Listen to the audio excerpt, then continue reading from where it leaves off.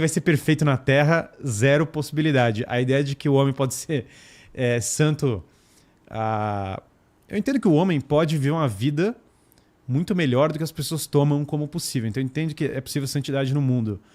Mas a santidade no mundo... Mas não como regra, né? Não como regra, em certa medida, ela já é viver para outra vida, sabe? Mas enfim.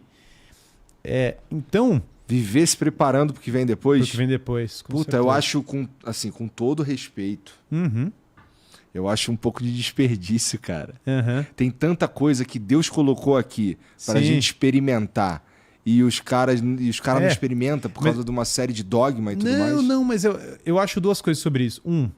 Eu acho que uma visão saudável, equilibrada, vai te levar a buscar excelência aqui na Terra, inclusive. A gente pode falar depois sobre os hábitos, mas eu sou um grande entusiasta das pessoas viverem uma vida do ponto de vista material plena. Eu não acho que não deveria ser assim. Então, inclusive, eu diria que os bons hábitos que são fomentados são hábitos que vão melhorar a sua vida do ponto de vista material. A minha visão é a visão mais aristotélica, ela sempre parte do material para o espiritual. Ela não é a visão Gasparzinho, que tem um mundo espiritual que você deveria largar o mundo material para vivê-lo. Tá. É uma visão que a gente chama mais aristotélico-tomista. Ela é mais focada partindo do material. Exemplo, eu definiria que uma vida plena envolve você fazer exercício, você lutar. Eu sou um entusiasta de jiu-jitsu, por exemplo, você desenvolver capacidade guerreira, capacidade de lidar com pressão. A família, filhos, uma vida forte nesse sentido. Empreendedorismo. Eu tenho uma empresa de formação de empresários. Né? Eu tenho duas empresas. Uma empresa que é a Filosofia do Zero, que é basicamente um curso de filosofia desde o começo pedagógico, né? E eu tenho uma outra empresa que é só formação de líderes, formação para empresários. Porque eu acho que empreendedorismo, trabalho, essas são as coisas mais fortes do homem. Aliás, te falaria que a visão mais saudável para a religião é você querer santificar o seu trabalho. Em outras palavras, não é você querer largar esse mundo porque eu vou ser santo e tal. Não sei que você seja um monge. Cara, eu admiro demais o trapista. Se você for um monge trapista, mas mesmo o monge trapista trabalha manual, estuda. Então, é engraçado. Faz cerveja, entendeu? Faz umas baitas de umas cervejas. Então, a vocação do monge é uma vocação muito específica. Para a maioria dos homens, eles têm que santificar no trabalho deles. Têm que viver uma vida plena no trabalho. E eles têm que viver uma vida plena cuidando da família, cuidando das coisas do mundo. Do corpo deles e das coisas do mundo. Então, eu descartaria fortemente a ideia de que para viver uma vida religiosa, você tem que largar esse mundo. Eu diria que essa é uma visão não saudável.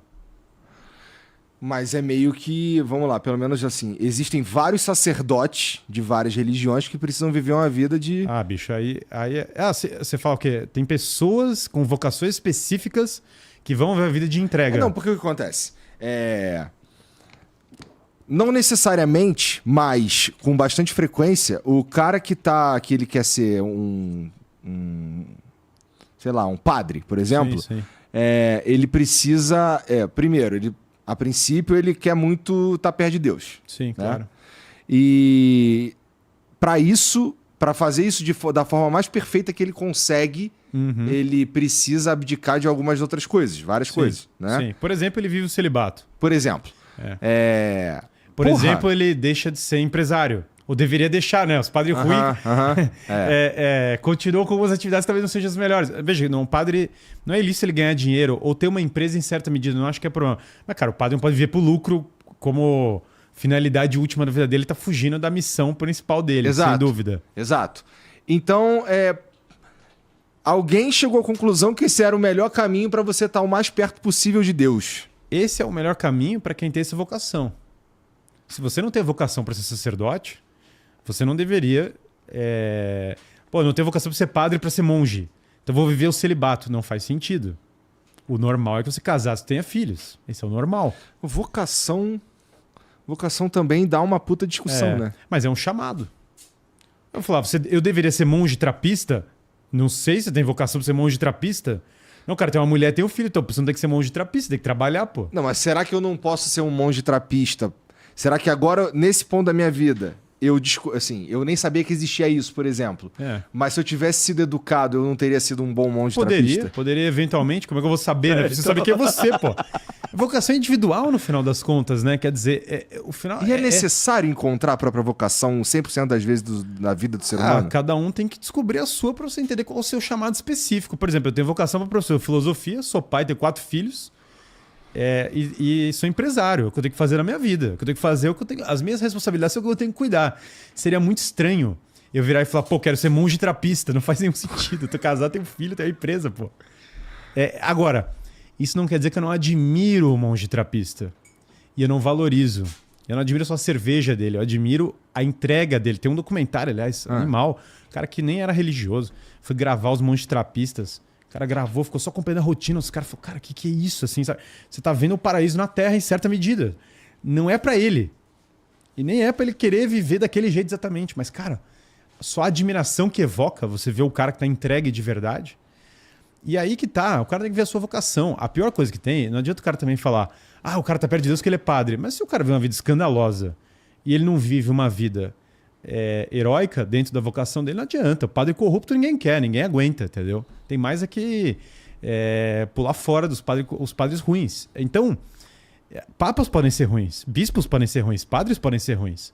Agora, muitas vezes as pessoas enfatizam na história os bispos ruins, os padres ruins e os papas ruins. Beleza, esses existem. Tem papa que teve filho, teve os caras... E os santos? Aí você começa a ver a vida deles e fala, caramba, tem uns caras muito sinistros que simplesmente eu não tava sabendo.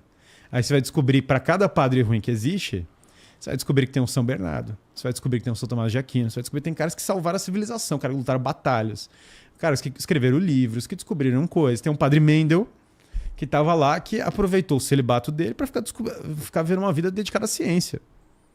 E, cara, como é que eu vou julgar ele? Quantos desafios você não tem com família, com filho? Ele conseguiu se dedicar a Deus e à ciência de uma maneira entregue por causa disso. Ele acaba experimentando outras coisas que você não vai conseguir por ter outros trabalhos. Se o cara tá na... E se o cara viver uma vida imoral, vai ser mais escravo ainda, porque o cara tá pulando de mulher em mulher, pulando de balada em balada, pulando de não sei o quê, não sei o quê. O maluco vira escravo rapidão, não consegue sair do canto. Já tem que parar, fazer aquele retiro para ficar sóbrio no mínimo, para voltar a olhar o mundo. Então, eu acho que quando a gente olha vocações específicas, eu vejo elas como uma bênção. Agora, ela é uma bênção de que o cara viveu a vocação de verdade, né? Não adianta. Agora falar assim pra mim, não, é impossível ver o celibato. Cara, tem muito padre na história que vê o celibato, que eram uns caras muito, muito alto nível. E tem cara que não viveu, e esses caras fizeram errado. Agora, o cara errou a vocação dele, o cara fez errado, o cara fez não sei o quê. Cara, aí são tantos fatores que teria que olhar o caso. Corrupção sempre vai ter em todos os meios que você olhar. E eu acho que a corrupção tem que ser expurgada, mas esse é o princípio da vida humana. Você está toda hora combatendo a corrupção em todas as esferas da vida humana. Então, eu acho que a vocação... Eu tenho vocação para o matrimônio, eu tenho vocação para buscar Deus no meu trabalho, na minha empresa, cuidando das coisas que eu tenho que cuidar, dando aula aqui de filosofia. Como eu falei, não sequer sou teólogo nem quero ser. Agora, eu entendo que tem pessoas que têm vocações muito bonitas que não são a minha. E eu admiro. Esse é o ponto.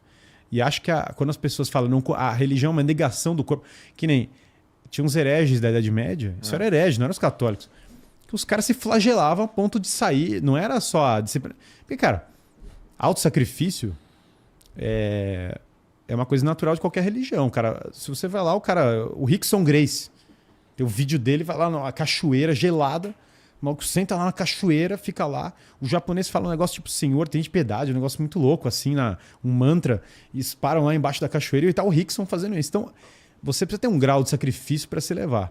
Mas os hereges geral falam, não, o corpo é mau.